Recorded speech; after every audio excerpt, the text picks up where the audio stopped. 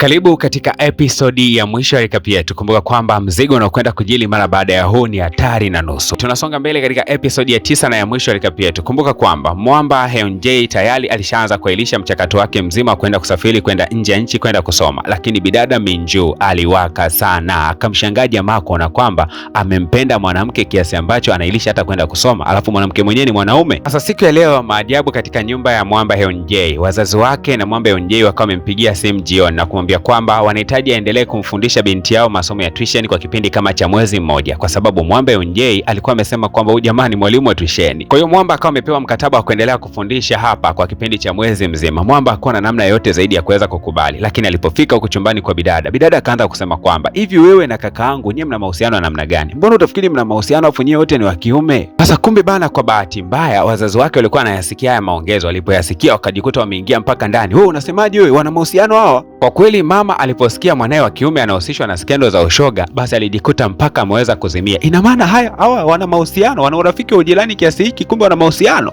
Mama akaanza kuropoka. Ndio maana ile siku nilikuta kwamba mtoto wangu ameandaa mpaka waini, alafu nikashangaa ndani hakuna mgeni yote wa kike bali kuna huyu kijana, kumbe wana mahusiano wa watu. Haya zaidi, wakati mwamba anamtoa bidada jioni kuelekea nje, alikuwa amemshika mkono. Mama akasema, unamshika mkono kabisa, angalia anaposhikana haya mashoga makubwa. Kweli mwamba jioni alipoweza kutoka katika ile nyumba akasema kwamba naomba rudi kamsimamie mama yako, ila hii kitu ilimuumiza sana, alijikuta anatililika machozi. Sasa ile time bidada jioni anarudi nyumbani, anakutana na bidada Minju, akaanza kumwambia kwamba yani umeweza kusababisha mwamba Hyunjae aharirishe ndoto yake ya kwenda kusoma Marekani, ndoto aliyokuwa anaipenda sana, kwa sababu ya kwako wewe litoto la kiume. Mbona mnataka kuja kuilani dunia na mambo yenu ya kipumbavu hayo? Yani mnataka muanzishe mambo ya ushoga hapa duniani? Ni mna maana gani jamani? Unasema unampenda mtu aendelee kutoka na wewe wakati wewe ni mwanaume. Wewe dada una tabia mbaya, mchafu wewe. Hebu kama unampenda wewe mwanaume, mpe ruhusa yeye kwenda kusoma nje ya nchi, angalau aweze kujikuza kitaaluma. Kweli kabisa bidada jioni aliumia sana. Kesho yake akaamua kumwita mwamba. Alikuwa kama yuko kawaida hivi, lakini ndani ya moyo wake panawaka moto. Akamwambia mwamba kwamba hatakiwi kabisa kukata tamaa katika ndoto zake, anatakiwa kuelekea Marekani kwenda kusoma, asiailishe jambo lolote kwa ajili yake. Alafu bidada kwa ujasiri kabisa akasema kwamba anahitaji tuachane. Pindi nitakapokuja kurudi kuwa mwanamke, basi nakuahidi kwamba nishauri katika mahusiano na wewe, lakini sasa hivi nataka tuachane. Basi wakawa wameweza kuachana kinamna hiyo, yani ya kimtindo yani. Kwa kweli kuachana kwao kuliwasababishia wote machozi. Kila mmoja kwa upande wake alikuwa akilia sana. Hata mwamba Hyunjae alipoweza kurudi nyumbani, babake alikuja kugundua kwamba mwanae ana huzuni sana. Mzee alipoona hivyo akamwambia mwanae kwamba sisi tunazungumza kwa sababu ya maadili, kwa sababu tabia ya ushoga hairuhusiwi katika ulimwengu, na nakuomba sana mwanangu, kama umeamua wewe kufuata njia hiyo, basi amua kuishi katika maisha hayo, lakini mimi kama mzazi sijakubaliana na maisha hayo hata kidogo. Mwamba alilia sana kwa sababu anampenda sana bidada Jion, lakini pia huko upande wa pili mwamba Jion akaona kwamba ahamie katika nyumba ya bidada yule ambaye anajua siri yake kwamba anabadilika kutokea wa kike kuingia wa kiume. Basi alipokuwa anaenda kuhamia, kwanza akaamua kumpitia bidada Minju. Akamwambia bidada Minju kwamba mimi na mwamba Hyunjae tumeweza kuachana, kama utatafuta namna yoyote ya kuweza kuwa naye, basi utakuwa umefanya jambo jema zaidi, kwa sababu hayuko katika wakati mzuri kwa sasa. Hasa huku jiani alipoweza kufika kwa bidada yule, akaanza kufanya mazoezi ya kuandika vitabu vyake yeye mwenyewe, lakini ghafla tu kuna mtu alikuwa anagonga hodi wakati huu, na lakini kumbe alikuwa ni boyfriend wa bidada Yuri aliyekuwa anaitwa Miniyang. Alipofika tu na kukuta kwamba hapa ndani pana kijana wa kiume, tena huyu kijana inasemekana kwamba atakuwa anaishi hapa, haraka sana akamshika mkono na kumwambia kuwa sikuhitaji kabisa kutoka katika nyumba ya girlfriend wangu. Lakini bidada Yuri akawa amezuia na kusema kwamba mimi nitakuwa naishi naye, ila sababu sasa ya kuishi naye akawa anakosa kabisa. Sasa huku upande wa pili mwamba Hyunjae katika siku ya kesho anaelekea shuleni, anashangaa kuona kwamba ana upweke mkubwa mno, lakini kila sehemu anayotembea anakumbuka kumbukumbu za yeye na bidada Jion. Basi wakati huo bidada Minju akawa amemfuata na kumwambia kuwa umebakiwa bado na nafasi ya kufanya maamuzi. Akamwambia ni vyema sana ukakubali kwenda kusoma nchini Marekani, huenda utakaporudi akili yako kidogo itakuwa imeweza kutulia, kuliko ukiendelea kukaa na sehemu ambayo inakupa mawazo kila wakati, itakusumbua sana kiafya. Lakini bado mwamba kichwani kwake kote alikuwa anamwaza bidada tu, yani hakuwa ametoa jibu lolote lile. Lakini kumbuka kwamba mwamba Hyunjae ana urafiki wa karibu na yule mwamba anayefahamika kama Miniyang aliyeweza kumkuta jioni kule kwa bidada Hyun. Basi akawa anamsimulia mshikaji wake kwamba yani huwezi kuamini, girlfriend wangu nimemkuta anaishi na mwanaume, alafu mimi namfukuza huyo mwanaume, yeye anamngangania anasema abakie huyo mwanaume. Mwamba kama amegundua kwamba ni yule girlfriend wake Jioni ndo anaishi na bidada. Jamaa akagundua kabisa kwamba bidada Jioni naye atakuwa anapitia wakati mgumu sana, ndio maana ameamua kwenda kukaa kwa rafiki yake. Akatamani kwenda kumpigia, lakini akakumbuka maneno aliyokuwa ameongea siku ya jana. Bidada alisema kuwa hahitaji kabisa kuendelea kudeti na huyu jamaa, na jamaa Hyunjae hakuwa na namna yoyote ile isipokuwa kukubali wito wa kwenda kusoma kule nje ya nchi. Akafika kwa profesa na kusema kwamba niko tayari kusafiri kuelekea Marekani kwenda kimasomo. Basi bidada Minju alifurahi kweli kweli, kwa sababu atakwenda kusoma nchini Marekani akiwa na mwamba Hyunjae. Basi wakanywa sana ulabu siku hiyo. Sasa Mwamba baada ya kulewa muda wote tu anasema Jioni nakupenda bana, hata kama umebadilika kuwa wa kiume mimi nakupenda. Na Mwamba bana akaongoza njia moja kwa moja akaenda kulala mlangoni kwa bidada Jioni. Minju alipambana sana, akambeba Mwamba akampeleka katika sofa na kisha akawa ameweza kumfunikia. Sasa bidada baada ya kumlaza Mwamba anampenda vibaya sana, akawa anamtazama Mwamba anatamani kuweza kumpiga kisi, ila anamsogelea tu. Mwamba anasema Jioni nakupenda. Sasa hii kamkata mpaka vaibu. Sasa Mwamba alfajiri na mapema anakuja kushtuka na kugundua kwamba alilala katika chumba cha bidada Minju, ili anatoka tu katika mlango bana, anakuja kushtuka kwamba naye bidada kumbe ndo alikuwa anarudi katika nyumba yao kwa maana ya Jioni. Kumuona Mwamba alikuwa amelala kwa bidada Minju, hii kitu ilimuuma sana kwa kweli. Mwamba Yonjay alitamani kuongea jambo, lakini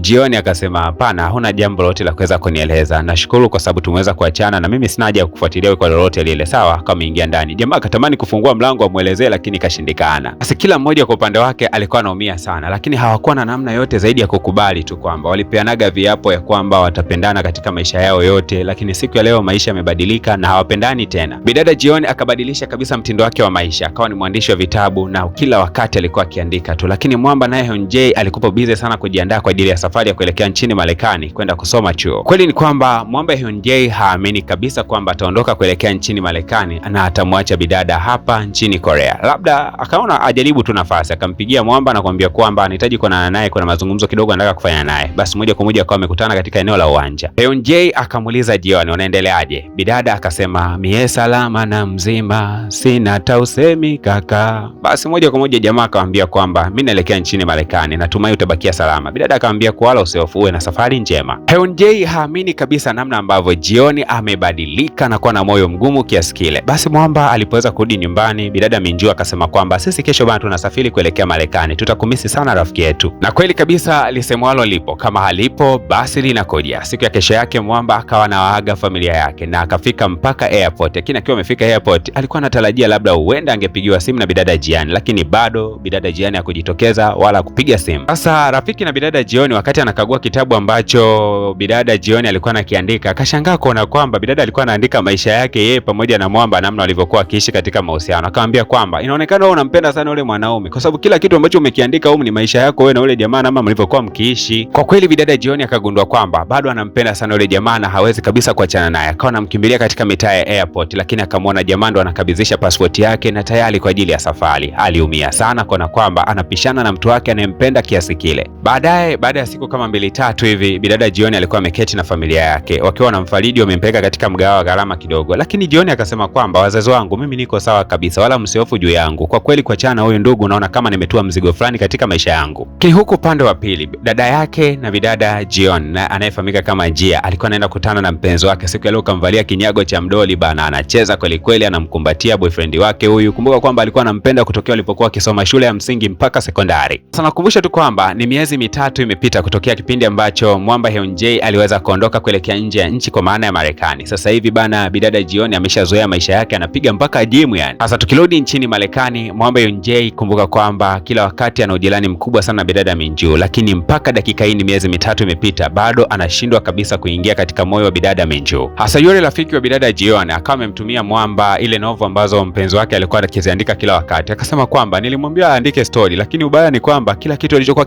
anakiandika katika story alikuwa anaandika juu yako, na yeye alikuwa afahamu kwamba anaandika maisha yenu, na watu wakaipenda sana ile story. Sasa bwana mkubwa akawa anashangaa kuona kwamba ina maana huyu mwanamke bado anampenda licha ya kwamba alisema waweze kuachana, kwa sababu hata kama anaandika story za maisha yao tu. Hasa hutokaa uamini, Mwamba Miniang anaaminiki kwamba bidada huyu mpenzi wake huenda ana date na huyu Jioni, kwa sababu kila wakati anaona wako pamoja. Wakati mwingine akawa anajificha mpaka kwenye makabati anawavizia, lakini baadaye anakuja kumvuka tu. Ikabidi Miniang aanze kuwaka leo, akaanza kusema kwamba hivyo dude la kiume kabisa, uko busy tu kila wakati kwenye nyumba ya mwanamke au nyumba ya mwanamke, hivyo huna marafiki wa kiume wenzako? I say bidada Jiani alikosa kabisa jibu la kuweza kujibu. Moja kwa moja akawa amewatoa out huyu Mwamba Miniang pamoja na mpenzi wake katika eneo fulani hivi la mgahawa. Hasa walipofika mgahawani wakakutana na yule mdada mmoja anayefahamika kama Jinja, ambaye wakati fulani hivi alikuwa anagombaniana na dada yake Jiani, alikuwa anagombaniana mwanaume. Sasa kwa bahati mbaya dada yake na Jiani akaweza kufanikiwa kumpata yule mwanaume, kwa Jinja akatoka kavu. Hasa Jinja alipoweza kumwona bidada Jiani akaanza kumsifu na kusema kwamba isewe kaka, ni bonge la handsome, nimetokea kukuelewa tu yani. Naomba kuanzia leo wewe unafanya kazi katika huu mgawa wangu, na akampatia mpaka uniform. Yani hakutaka maelekezo yoyote yale. Kwa akawa anamkabidhi hizo uniform Jian kwamba atakuwa anafanyia kazi hapa. Sasa Mwamba Yunjay akawa anafuatilia kila wakati katika mtandao, kufuatilia simulizi zote ambazo bidada Jian alikuwa akiziandika katika mtandao, na akagundua kwamba simulizi zote zilikuwa zikielezea maisha yao wao wenyewe. Na kila wakati ambapo bidada alikuwa akiachilia story moja, basi kuna mtu wa kwanza kabisa kucomment, japokuwa alikuwa hamjui huyu mtu ambaye alikuwa na comment alikuwa ni nani, ila bidada alikuwa anafurahia sana kuona kwamba huyu mtu alikuwa akimsupport sana katika story zake. Hasa baada ya Min Young pamoja na bidada kuwa katika mahusiano ya muda mrefu, leo akaamua tu bana waweze kuvunja ukimya na kuanza kuchumbiana. Tofauti kabisa na wabongo ambao wanakaa mpaka miaka 6 na baadaye wanakuja kuachana na mtu anakuja kuoa mtu mwingine. Basi hawa wawili bana wakaamua tu leo kuchumbiana rasmi na wakatangaza uchumba wao rasmi. Bidada Jian alikuwa akishuhudia tukio hili zima, namna ambavyo hao wawili walikuwa na kiss. Akawa anakumbuka mbali sana kipindi hicho ambacho yuko katika penzi zito na Mwamba kabla ya kubadilika kuwa la kiume. Bidada akiwa na mawazo sana, hata ukaja msimu wa mvua akawa anawaza sana kwamba katika msimu huu wa mvua alikuwa akienjoy sana alipokuwa na Mwamba Yunjay, lakini siku ya leo alikuja mtu akiwa amevaa pullover. Kutia kumtazama usoni anagundua kwamba hakuwa mwingine zaidi ya Mwamba Yunjay. Akampatia bidada barua kwamba ametoka kuacha chuo huko nchini Marekani, amekuja kugundua kwamba moyo wake bado huko nchini Korea na anampenda sana huyu jamaa. Lakini pia akampatia barua ambayo bidada Minju alikuwa ameiandika akisema kwamba nimekubali kwamba siwezi nikachukua moyo wa mtu ambaye alimpenda mtu mwingine. Zaidi nimekubali kumrudisha Mwamba Yunjay nchini Korea ili tu aje kufurahia penzi lake na huyo jamaa. Baada ya bidada jioni kuyasikia yale maneno mazuri kutokea kwenye kinywa cha Mwamba, basi hakuna namna yoyote zaidi ya kumkubali jamaa kwa mpenzi wake rasmi. Miezi mitatu kutokea wakati huo walipoweza kurejeana na kuwa kama wapenzi tena, ghafla tu bana bidada alibadilikaga kuwa wa kike na hakuweza kuwa wa kiume tena. Wakajikuta tu kwamba wanaishi katika mazingira hayo. Japokuwa bidada kila wakati alikuwa anaweka tahadhari kwa kushika vifaa vya kiume, akidhania kwamba wakati wote anaweza kubadilika kuwa wa kiume. Na kufikia hapo ndio tunakuwa tumefikia ukomo wa movie yetu. Tahadhari kubwa ambayo ningependa kukuachia ni kwamba movie hii ni kama ililenga kuelimisha masuala ya kuhalalisha tabia fulani. Jambo pekee kama DJ wako ni kusii na kukumbusha kwamba ni kinyume na maadili, lakini pia ni nje kabisa utaratibu wa kidini. Pindi kunapokuwa na mahusiano kati ya watu wote wenye jinsia moja, basi unakupa unamkosea Mungu wako, lakini pia unaikosea jamii yako, hususan kwa Watanzania. Kwa hiyo kama ningekuuliza swali, vipi kama mpenzi wako angebadilika na kuwa wa kiume ama angebadilika kutoka wa kiume kuwa wa kike? Basi pointi ya msingi ya jibu na swali hilo ni kwamba unatakiwa kuachana naye mara moja. Okay.